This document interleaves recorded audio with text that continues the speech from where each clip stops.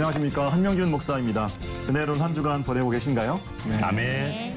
두 분도 자녀를 키우시는 부모님이신데 네. 살다 보면 애들이 엄마 아빠 탓할 때 있잖아요. 그죠? 녀석들이. 빨리 좀 생각을 좀 해보세요. 엄마 때문이잖아. 또는 아빠 때문이잖아. 이렇게 아이들이 엄마 아빠를 탓했던 경우. 어떤 경우 있어요? 저는 뭐 일단 우리 이제 큰아이가 중학교 때 한참 민감하잖아요. 그렇죠. 예, 아무도 못 이기죠. 무서운 중2병 살짝 도래했을 때. 네. 그 아빠 직업 때문에 내가 밖에서 행동하는 게 너무 힘들다. 너 누구 아들이지? 막 그 되게 그때 많이 그러더라고요. 그래서 야, 그거 좋은 거 아니냐? 막 그랬더니 행동의 규약을 너무 많이 받는다고. 아빠 네. 때문에 내가 자유롭지가 않아요. 그러니까 이 녀석이 이게 좋은 건데. 같이 방송하고 그래서 그래요. 아, 그렇구나. 보통 그럴 아이들이 수 있어요. 노출이 안 되어 있는데 이렇게 노출이 되면 학교에서 친구들이 막 괜히 더 그러니까. 그러니까 아빠 때문에 내가 자유롭지 않잖아. 이렇게 뭐 아이가 얘기했을 때 기분이 어떠셨어요? 살짝 좋기도 하고. 좋기도 하고. 네. 네. 한쪽으로 섭섭하기도 하고. 섭섭하기도 하고. 네. 그러다가 이제 그 후반에 또 갑자기 차에서 아빠가 나한테 해준 게 뭐 있어? 문을 꽉 차문을 닫고 나가는데 난 잠도 못 자고 지금 이렇게 운전해서 데려다주고 왔는데. 그렇죠. 제 중2병이다. 그래갖고. 아직 그럴 때 아닌데. 그래서 저녁에 편지를 썼어요. 머리맡에. 내가 해준 건 없어도 하나님이 해주신 거 꼭 기억하렴. 예. 그랬더니 아이가 조금 달라지더라고요. 이거 놓고 그만해도 되겠는데요? 소유자매님은 어떠세요? 이제 아이가 아직 어려서 그래도 지금도 엄마. 근데 저는 아직 어려서 그렇지. 네. 이런 뭐 그런 거 없는데 배워야겠네요. 금방이야. 근데 그런 거 저희가 하는 말 있잖아요. 그렇게 하면 어떡해. 이런 말을 똑같이 엄마 이렇게 하면 어떡해. 뭐 이래가지고 네. 엄마 이렇게 이쁘면 어떡해? 막 그러겠지. 진짜 그대로 배우더라고요. 탓하는 것도 배우더라고요. 네. 너무 웃겨요. 어쨌든 사랑하는 자녀들이 엄마 아빠 뭐 사춘기든 아니든 간에 탓하고 엄마 아빠 핑계대고 잘못한 것도 그래도 이제 뭐 이렇게 전가하려고 하고 이런 모습들이 사실은 귀엽기도 하고 때로는 좀 속상하기도 하고 그렇죠.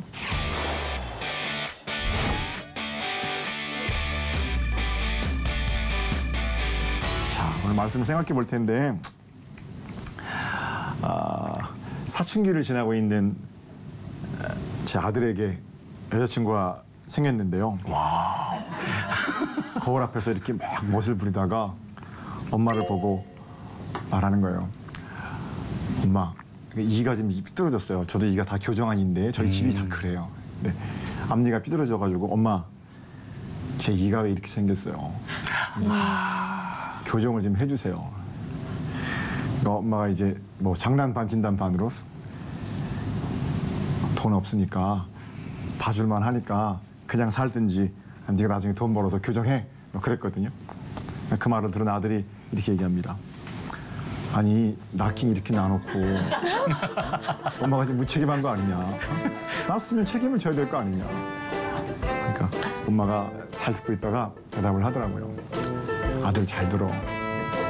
너 낳았을 때 너 이 하나도 없었어.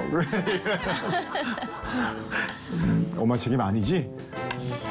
지혜로우시다. 일을 그렇죠. 일을 그렇게 달고 태어났으면 그 엄마 책임이지만 그렇죠. 낳았을 때는 이가 하나도 없으니까 나도 삐뚤어졌어도 엄마 책임 아니다. 뭐 이렇게. 요한일서 5장 이제 오늘부터 보게 되는데요. 잘 되면 내 탓, 안 되면 조상 탓. 이런 말 있죠. 어떤 문제가 생기면 우리는 그 문제의 이유를 찾으려고 하는데 그때 제일 쉬운 것이 아버지 탓하고 어머니 탓하는 겁니다. 그게 왜 쉬울까요? 왜 쉽겠어요? 가장 편한 관계라서 편하기 그런 거 때문에? 아닐까요? 예. 부모는 자식의 불평을 들어도 말이 없으시잖아요. 이미 돌아가신 분들은 물론이고 살아계신 부모님들도 자식들이 엄마 탓, 아빠 탓할 때 그래 내 탓이다 이렇게 하시는 부모님들이 많죠. 뭐 잘못했을 때 내가 잘못 키워서 그렇죠. 이러고 나서는 분들이 부모님들이시지. 내가 뭐 잘못했어 임마 네 탓이 이렇게 말하는 부모님들은 없잖아요. 그러니까 아무리 탓해도 그 불평이 다시 원망으로 돌아오지 않으니까 부모 탓하고 그러는 게 아닌가. 그럼 우리 하나님 어떠십니까? 여러분과 제가 살면서 하나님 탓 많이 하잖아요. 네. 그렇죠. 예. 하나님 이게 뭡니까? 이럴 때도 있고요. 하나님 진짜 힘든데 혹시 주무시는 거 아니세요? 뭐 하나님 내 인생이 왜 이렇습니까? 이러고 이제 억울함에 눈물을 흘리는데 직접 하나님께 거친 소리로 탄원하진 않더라도 그런 마음, 서운한 마음이 있는데 그때 하나님 뭐라 그러십니까? 그게 어떻게 내 잘못이야 임마 이렇게 하십니까? 자, 한 목사, 한명준 이리 와봐 한번 따져보자. 앉아봐 너. 이렇게 하시면서 하나님께서 만약에 따지셨다면 100% 제 잘못이 드러날 텐데 하나님 이게 뭡니까? 이렇게 말할 때도 이 앉아 이게 아니라 그래 힘내 위로하시고 감싸주시고 그 원망을 내게로 돌리지 않으시는 분. 그렇기 때문에 우리가 또 하나님 탓도 많이 하고 그 신앙생활 하는 게 아닌가 그런 생각하죠. 오히려 깨닫고 돌아오기까지 묵묵히 기다리시고 우리를 위로하시고 인내하시는 분이시죠. 그 고난을 허락하신 하나님의 마음을 알기까지 우리가 알기까지 참으시고 기다리시는 분이 우리 하나님이시죠. 우리를 향한 사랑 때문에 그렇습니다. 학생회 무슨 예배 같은 초청을 받잖아요. 그럼 제가 꼭 가서 설교할 때 쓰는 말이 있어요. 그 엄마한테 수련회 같은 데 가면 꼭 엄마 얘기를 좀 해야 돼요. 왜냐면 학생들이 엄마 아빠는 잘못한 게 많기 때문에 또 관계들을 회복해야 되기 때문에 그 수련회가 참 좋은 기간 아니겠어요? 그러니까 수련회 하시는 강사 가시는 목사님들마다 꼭 그 얘기를 하시더라고요. 저도 똑같이 가서 엄마 이럴 거면 나 왜 낳았어? 이렇게 말하는 사람 손 들어보라 그래요. 그러면 이제 분위기가 탁 좋으니까 몇몇 사람이 손 든단 말이에요. 엄마 이럴 거면 나를 왜 낳았어? 내가. 그럼 손을 들고 있으면 제가 이렇게 말해요. 엄마도 네가 이럴 것 같으면 너 안 낳았어. 얼른 손을 내려요. 무슨 일로 자기가 아프면 아파하는 나를 보는 엄마 마음은 더 아픈 거잖아요. 왜 그렇습니까? 나를 낳으신 분이시기 때문에 그러니까요. 우리 하나님도 우리를 지으시고 예수 그리스도를 통해서 우리를 다시 낳아주셨잖아요. 그러니까 거듭 낳아주신 사랑이 그냥 거절이 이루어진 게 아니라 우리 하나님 편에서는 아들의 생명값으로 우리가 바꾸신 거잖아요. 그러니까 그렇게 우리를 고통 가운데 사랑으로 낳아주신 분이시기 때문에 금쪽같이 낳은 하나님의 거듭난 자녀들이 방황할 때 또 아파하신다는 거예요. 낳으시고 아무런 감정 없이 이제부터는 네 삶이니까 네가 알아서 해 이게 아니고 낳으시고 힘들어하고 외로워할 때 아파하시는 우리 하나님 아버지의 사랑 낳으신 분이기 때문에 그분도 아파하시는 거죠. 목사님 상담하려고 왔어요. 그러면서 이제 교우들이 오셔서 자식 때문에 대부분 이제 상담 오시는 분들은 편한 자리, 편한 분위기가 되면 꼭 이 말씀을 하세요. 목사님, 내가요 그 자식을 어떻게 낳았는 줄 아세요? 저 완전히 죽었다 살아났어요. 걔 낳을 때 얼마나 힘들었는지 몰라요. 이러면서 이제 울면서 얘기하시거든요. 진실이죠. 그렇죠. 우리 중 누구도 엄마의 생명값을 맞바꾸고 태어나지 않은 사람은 없어요. 누구나 다 엄마가 죽을 고생하고 이 땅에 내보낸 존재들이란 말입니다. 근데 대부분 우리는 엄마 탓하고 이럴 때는 자기가 힘쓰고 노력해서 여기까지 온 줄로 생각해요. 아예 시작부터 엄마 목숨 값으로 온 인생인데 평생 동안 그거 갚으면 살아도 이제 그 사는 인생 아니겠어요? 근데 그런 건 생각 안 하고 그냥 자기 멋에 산다고 그럴까요? 거듭남도 마찬가지인 것 같아요. 하나님께서 나사렛 예수 그리스도 목숨값을 우리에게 주셨으면 그 은혜를 깨닫고 날마다 그 은혜를 갚으며 살아가야 하는데 거듭난 생명들이 자기가 잘해서 한 줄 알고 하나님 앞에 머리를 빳빳이 든단 말이에요. 자, 오늘 본문 5장 어떻게 시작되는지 1절을 한번 볼 텐데 1절에 낳은 자 또는 낳았다 뭐 이런 표현이 등장합니다. 자, 이런 표현 때문에 여태까지 얘기하고 온 거예요. 주목하면서 같이 한번 1장 읽어볼게요. 함께 보겠습니다. 시작. 예수께서 그리스도이심을 믿는 자마다 하나님께로부터 난 자니 또한 낳으신 이를 사랑하는 자마다 그에게서 난 자를 사랑하니라. 아멘. 4장의 요한이 형제 사랑을 위해서 하려고 했던 얘기가 5장 1절 한마디로 요약된다고 해도 과언이 아닙니다. 아주 명쾌한 얘기인데 두 가지 얘기가 있어요. 먼저 믿는 사람들은 하나님께서 낳은 자, 하나님께로부터 난 자이다. 이게 첫 번째 문장이고요. 그러니까 우리가 믿는다는 것은 예수 그리스도께서 구원자이심을 믿고 우리는 예수 그리스도를 통하여 하나님께로부터 난 자이다 라는 것들을 확증하는 것이 되겠죠. 해산하는데 우리를 낳는데 고통을 값으로 주고 우리가 이 땅에 태어났듯이 새로운 존재로 빚어지는데 예수 그리스도 십자가의 사건이 있었음을 잊어서는 안 됩니다. 두 번째 문장은 이런 겁니다. 첫 번째 문장은 믿는 자는 하나님께로부터 났다. 두 번째는 낳으신 이를 사랑하는 자마다 그에게서 난 자를 사랑한다. 그러니까 여기서 낳으신 이를 사랑하는 자, 낳으신 이는 누구예요? 하나님이시잖아요. 그러니까 하나님을 사랑하는 자마다 누구를 사랑한다고 그래요? 그에게서 난 자. 바로 앞에 문장에서 보면 예수 그리스도를 믿는 자들이에요. 그러니까 정말로 하나님을 사랑하는 자는 형제들을 사랑한다 이 얘기예요. 네.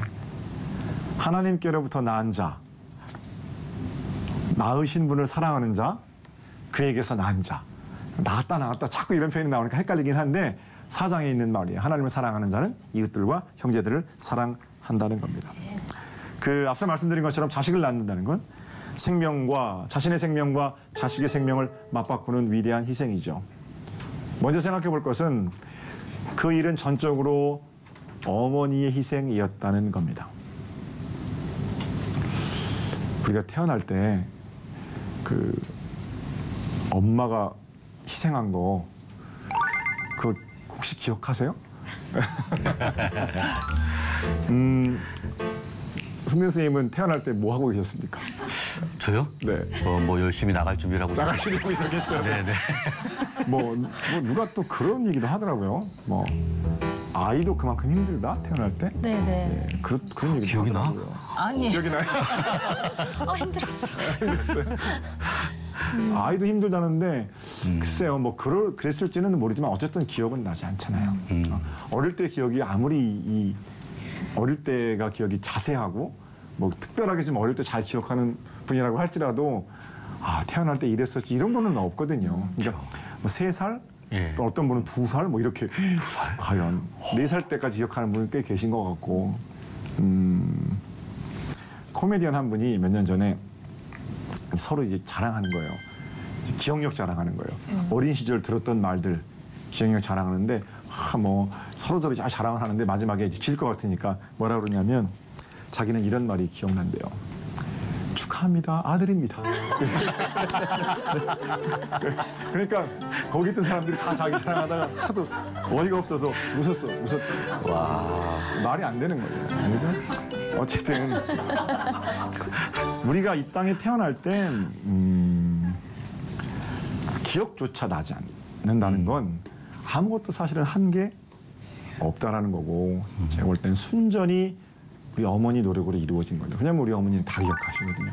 그때 내가 신발을 어떻게 벗어났는지, 그때 누가 무슨 말을 했는지, 또 네 아빠는 그렇게 얼마나 밉던지 뭐 별 말씀 다 하시잖아요. 그냥 그게 어머니는 다 세세하게 기억하고 계시다는 거거든요. 거듭남도 마찬가지인 것 같아요. 일차적으로 거듭남, 구원이라는 거는 하나님께서 우리에게 베푸신 아주 전적인 은총입니다. 우리가 이 땅에 새로운 생명으로 태어나게 되는데 우리의 힘을 어느 정도 보태서 이루어진 일이 아니라는 거예요.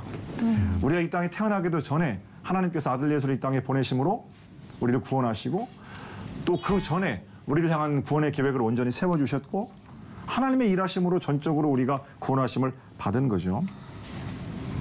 하나님께서 우리가 참 착하게 살아서 그 선한 삶을 보시고 보상으로 너 건져줄게 어느 정도 기준 이상 되는 사람들만을 모아서 구원의 공동체인 교회를 이루신 것이 아니라는 거예요. 나는 교회에 다니고 착하게 살고 도둑질도 안 하고 노름도 안 하고 거짓말도 안 하고 그래서 참 잘 살았어요. 그래 너 그랬구나. 너 자격 있어. 너 구원받은 대로 이렇게 하신 게 아니라는 거죠. 구원에 있어서는 주어는 내가 아니고 하나님이십니다. 물론 새롭게 태어난 사람들은 선한 삶을 살아야 합니다. 그리스도인의 거룩한 삶, 그것은 구원의 완성이라고 할 수 있어요. 정기적으로 예배에 출석해야 되고 안 믿는 사람들보다 더 선을 행해야 되고 술 취하지 말아야 하고 거짓말하지 말아야 하고 사람의 영혼을 황폐화시키는 문화에 저항하며 살아야 되고 이런 것들이 이제 믿는 자들의 마땅히 거룩을 이루며 살아가야 할 몫이지만 이거는 이미 얻은 구원, 거듭난 자들이 살아가야 할 어떤 의무로서 어떤 응답으로서의 덕들이지 구원을 얻는 조건이 될 수는 없다라는 거예요. 그 천하의 몹쓸 휴자 어떤 불효자가 어느 순간 우리 어머니가 나를 낳으시기 위해서 목숨을 걸었었구나 이걸 깨닫게 되고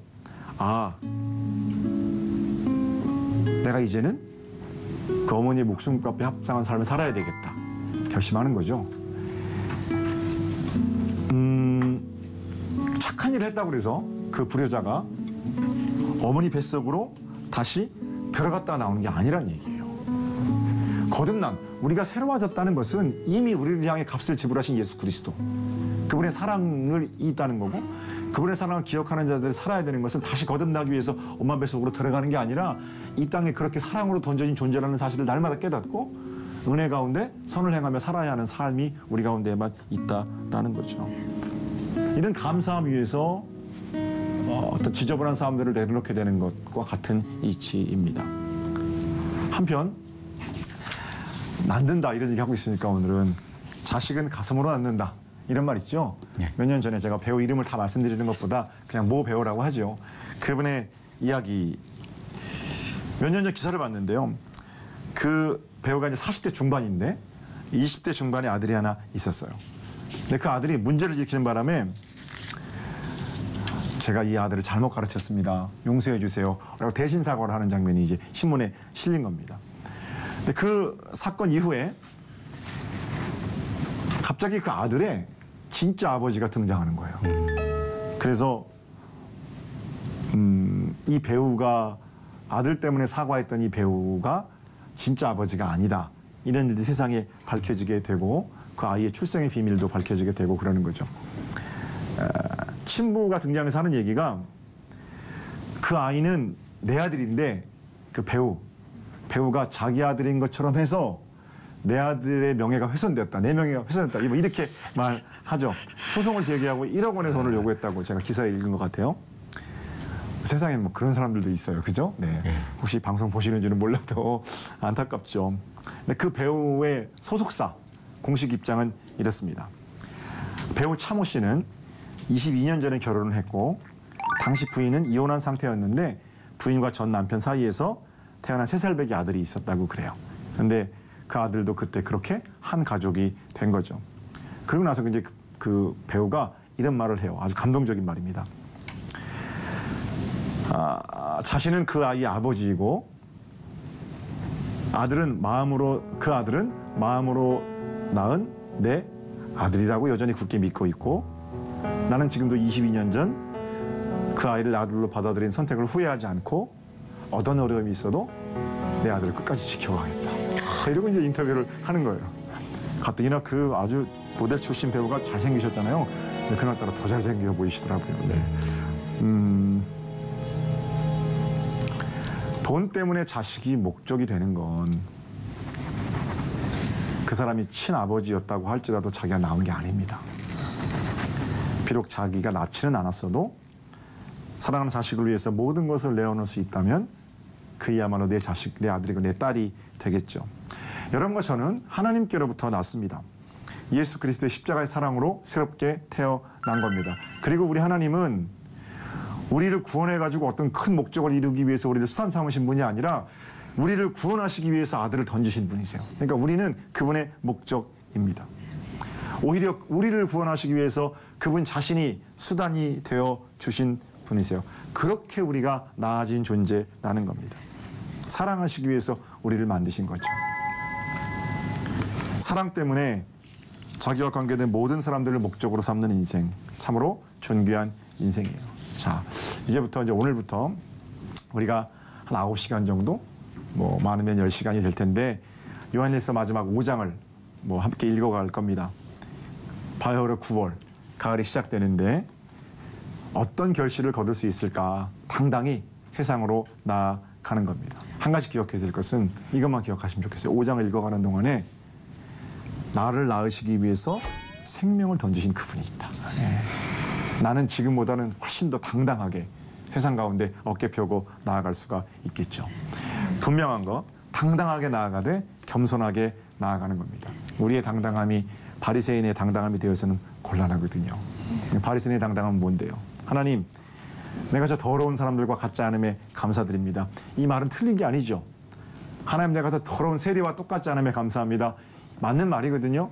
그 감사할 이유입니다. 그러나 거기 뭐가 빠져 있냐면 생명을 걸고 나를 낳아주신 하나님의 아들 우리 주 예수 그리스도에 대한 감사가 빠져 있는 겁니다. 사랑이 빠져 있으니까 사랑이 빠져 있으면 울리는 꽹과리 소리, 시끄러운 소리밖에 안 되는 거죠. 집 나간 둘째 아들을 기다리는 아버지의 마음을 헤아리지 못하는 큰아들의 푸념. 말이 좀 긴가요? 네. 탕자의 비유에서 집 나간 둘째 아들을 기다리는 아버지의 사랑. 동구박 어디쯤 우리 아들을 올려놔 하는 그 마음을 큰아들이 조금만 헤아렸다면 그렇게 푸념하지 않았을 거예요. 뭐 우스갯소리로 어떤 분이 또 그러세요. 그날 질문을 하는 거예요. 그날 탕자가 돌아오는 날 제일 많이 긴장했을 사람이 누구냐. 그러니까 큰아들 그렇게 대답하잖아요. 다.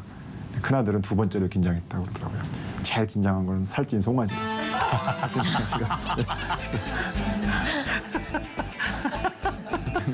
송아지가 있었구나. 그렇죠. 예. 우리의 어떤 당당함이 자기 자랑이 되고 우리의 당당함이 사랑이 빠지면 형제에 대한 경멸이 되잖아요. 우리 예수님은 오히려 그렇게 기도하지 말아라 가르치셨고 또 큰아들도 혼내셨거든요. 가슴을 치면서 내가 죄인입니다 주님. 나를 낳으시기 위해서 고생하신 거 나도 알아요. 나도 예수님 마음으로 생명을 배태하고 생명을 낳는 그런 복 있는 그런 생명의 사람으로 살게요. 이 기도가 주님께서 너무 좋아하시는 기도겠죠. 기억하십시오. 여러분과 저는 모두 하나님께로부터 난 자들이고요. 본문의 증거에 의하면 낳으신 분, 하나님을 사랑하는 자는 낳으신 자, 하나님의 사람들을 그에게서 난 자들을 사랑합니다.